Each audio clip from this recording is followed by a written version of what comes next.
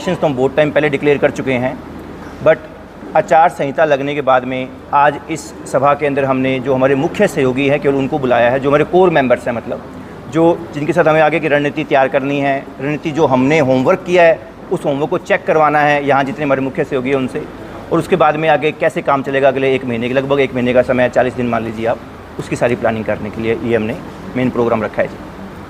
तो किस तरह की रणनीति सर आज बनाई जाएगी? सर रणनीति यही है कि जी ठीक है, हमारा बेसिक प्रचार प्रसार ठीक रहा है, लोगों तक हमारी रीच गई है, लेकिन जितना हो सके हमें 1 to 1 डोर टू डोर लोगों के पास पहुंचना है। जितना हमारे पास समय है उस समय का हमें मैक्सिमम यूज़ करना है। डिजिटल जो चल रहा है वो तो चलने ही देना है आगे। आप जैसे मीडिया के भाई बंधुओं को तो साथ हमेशा हमें मिलता ही रहा है। प्लस जितना हो सके हमें गाँव में, जैसे गाँव में अभी तक हम थोड़ा कम पहुँचे थे, अब कोशिश ये करेंगे आने वाले कुछ दिनों में हर गाँव तक हम पहुँचे, डोर टू डोर पहुँचे जी। हमें लगभग 5 से 7 साल हो गए, जितने यहाँ पे आपको सीए भाई बंधु दिख रहे हैं, ये हमारे कोर टीम के कुछ मेंबर है, हालांकि 18 लोगों की हमारी टीम है टोटल। लगभग 2018-19 से हमने बेसिक चीज़ें स्टार्ट की थी। पॉलिटिकल हमारा एंगल कभी नहीं था, इसलिए हमने उसको कभी पॉलिटिसाइज़ नहीं किया, कभी इस प्रकार प्रचार प्रसार नहीं किया कि हाँ भी हमें कोई इलेक्शन लड़ना है। जैसे हम देखते हैं बहुत से लोग जिनको इलेक्शन लड़ना है वो तो 1 to 1 जाके भी मिलते हैं, हाथ जोड़ते हैं, सबसे मिलते हैं कि उनको अपना वोट चाहिए होता है। हमारे दिमाग में वो नहीं था, तो इसलिए हमने उस काम को उस तरीके से नहीं किया। लेकिन 2017-18 से अब तक हमने लगभग 60 से 70 हमने फ्री हेल्थ चेकअप कैंप लगाए हैं। लगभग हर कैंप में मैं 200 की ओपीडी एवरेज मानता हूँ, तो लगभग 12-13 हज़ार लोगों को हमने फ्री ट्रीटमेंट दिया है, फ्री में दवाइयाँ बांटी है। प्लस हम हर सर्दियों में हमारी संस्था के थ्रू हम 2 से 3 हज़ार रिफ्लेक्टर लगाने का काम जरूर करते हैं। अब उसकी कोई कैलकुलेशन नहीं है कि उससे कोई हमने एक्सीडेंट बचाया, नहीं बचाया, 1 बचाया, 10 बचाए, वो हम नहीं कह सकते। इसके अलावा इसी संस्था से हमने लगभग हर स्कूलों में, जितने सिरसा के आसपास गांव हैं, उस समय नहीं पता कि विधानसभा चुनाव का भी हमें लड़ना है, तो मैनाखेड़ा भी गए हैं, अरनिया वाली, बकरियां वाली, सब गांव में हम पहुंचे हैं। वहाँ हमने करियर काउंसलिंग सेशंस भी लगाए हैं। और लगभग 1.5 साल पहले हमने सिरसा का सबसे बड़ा नशे के प्रति अभियान जो हमने डियर सिरसा संस्था में चलाया। ये डियर सिरसा में जो हमने नशे वाला जब चलाया, उसका जो रिजल्ट निकला, उस रिजल्ट ने हमें कहीं ना कहीं पॉलिटिक्स की तरफ हमारा ध्यान खींचा। भी ठीक है, हम अपना काम कर रहे थे, धर्मार्थ खाते के सारे काम हो रहे थे, हम इतना अवेयर नहीं थे। ठीक है, ये लगता था कि कुछ ना कुछ करते रहना है। नशे में हमने देखा कि लगभग 10 से 12 महीने हमने प्रोग्राम चलाया, खर्चा भी किया हमने। खर्चा मतलब हमने होर्डिंग्स लगा रहे हैं, ब्रोशर्स बांट रहे हैं लोगों के बीच में, लोगों के स्कूलों में जा रहे हैं, बच्चों को शपथ दिलवा रहे हैं। जब 10-12 महीने हो गए, फिर हमने उसका एनालाइज़ किया भी हमने क्या किया है हमने। तो अचीवमेंट ये निकली कि हम अवेयरनेस करने निकले थे। हमने कहीं नहीं कहा कि हम नशा छुड़वाएंगे, हमने कहा लोगों को हम अवेयर करेंगे, पेरेंट्स को अवेयर करेंगे, बच्चों को अवेयर करेंगे। वो कब नशा छुड़वाने की तरफ मुड़ गया, क्योंकि लोगों के फ़ोन आने लग गए कि जी हमारा बच्चा नशे में है, आप ये कंपेनिंग कर रहे हो। रावण जी, जब कंपेनिंग कर रहे हो, कंपेनिंग के अंदर आपको कि भाई क्या कुछ कर क्या रहे हो आप, मतलब नशे के प्रति छुड़वाने का काम कर रहे हो नहीं कर रहे। तो वहाँ फिर हमने सोचा कहीं ना कहीं लोगों को हमें एडमिट कराना पड़ेगा। तो हमने डेरे में बात की, हमने सिविल हॉस्पिटल कुछ केसेस भेजे, मैक्सिमम हमने बाल भवन में जो पूनम नागपाल मैडम बैठते हैं, ओपीडी प्लस काउंसलिंग होती है, वहाँ भी बहुत से केस हमने भेजे।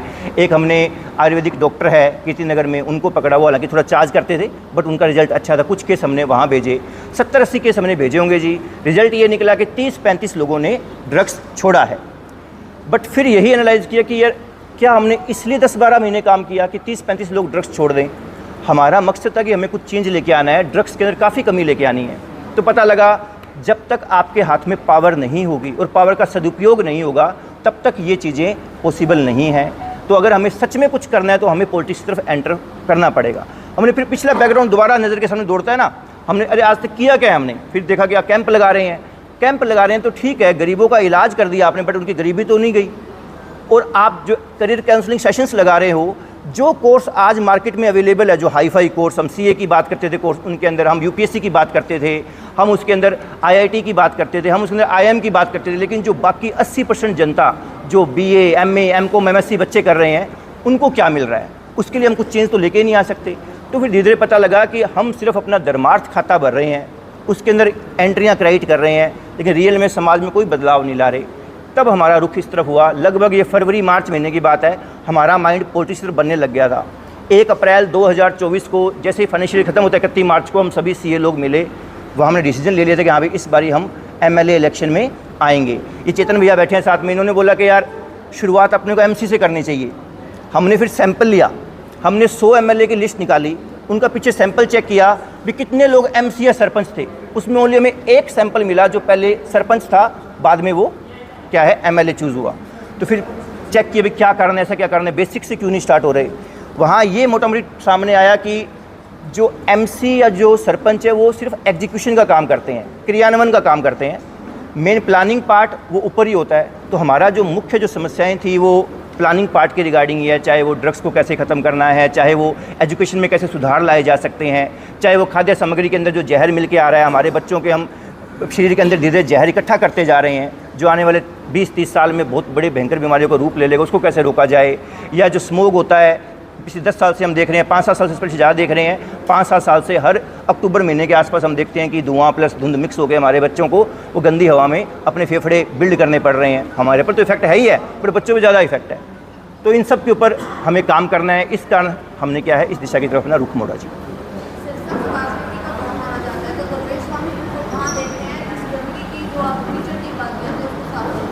देखिए जी, एक बात और है कि हम हमेशा कहते हैं कि पॉलिटिक्स कीचड़ है, पॉलिटिक्स में नहीं जाना चाहिए, लेकिन उसका ये भी कारण है कि जो सही लोग हैं वो कोई हिम्मत नहीं करते। उसको लगता है कि हाँ भाई ये जो लोग बैठे हैं ये हमें पनपने नहीं देंगे, लेकिन पनपा जाएगा जनता के द्वारा। कोई अगर नेता बड़ा है उसको क्या है जनता बड़ा बनाती है। अगर हम लोग समझ जाएं, और मैं उम्मीद कर रहा हूँ इस बार हम काफ़ी लोगों से मिल रहे हैं, हमने इतना एक्सपेक्ट नहीं किया था जब हमने डिक्लेयर किया कि वो दिन था, एक आज का दिन है, बहुत दिन रात का फ़र्क है। लोगों का बहुत अच्छा सपोर्ट मिल रहा है, आज भी सभा में 150-200 लोग मौजूद हैं, तो हमें बहुत अच्छा रिस्पॉन्स मिल रहा है कि हमारे मुख्य सहयोगी इतने हो गए हैं, तो पब्लिक का रिस्पॉन्स तो हमें 100% मिलना ही मिलना है। तो हम बहुत अच्छी पोजीशन में पहुँचे हैं। हमें किसी राजनीतिक पार्टी से कोई द्वेष नहीं है जी, कोई भी पार्टी का हम नाम ले लो, चाहे बीजेपी, कांग्रेस, इनेलो, हलोपा, कोई भी पार्टी हो, चाहे मेरा या हमारे साथियों का, कभी किसी पार्टी से कोई द्वेष नहीं रहा, ना कोई स्पेशल लगाव रहा। मोटा मोटी हम पॉलिटिक्स से हमेशा दूर रहे, तो हमें उनसे कोई मतलब नहीं है। हमें ये पता है कि हमें क्या करना है, हमारा विज़न क्या है, उस विज़न पर बात नहीं हो पा रही, काम नहीं हो पा रहा, हमें वो काम करना है। वो लोग शायद नहीं कर पाए, वो लोग अपने लेवल पे काम कर रहे होंगे, कामयाब नाकामयाब, वो हमारा काम नहीं उन्हें जज करना। हमें हमारा विज़न पता है, हमें हमारे विज़न पर काम करना है। हमारा जो मैंने मुख्य लक्ष्य बताया, सबसे बड़ा तो टारगेट है शिक्षा का। मैं हमेशा कहता हूँ हम लोग गौर नहीं करते, हमारे बच्चे, हम 3-4 साल के बच्चे को स्कूल में भेज देते हैं और वो 20-22 साल का होके एमकॉम की master in commerce, master in arts, master in science, master in business administration की डिग्री लेके बाहर आ जाता है। अपना सबसे इम्पोर्टेंट टाइम जीवन का बचपन, सबसे इम्पोर्टेंट टाइम जीवन का किशोरावस्था, युवावस्था उसी स्कूल कॉलेज में बिता देता है। आधा दिन स्कूल कॉलेज में, बाकी आधा दिन होमवर्क, ट्यूशन, इन सब में बिता देता है।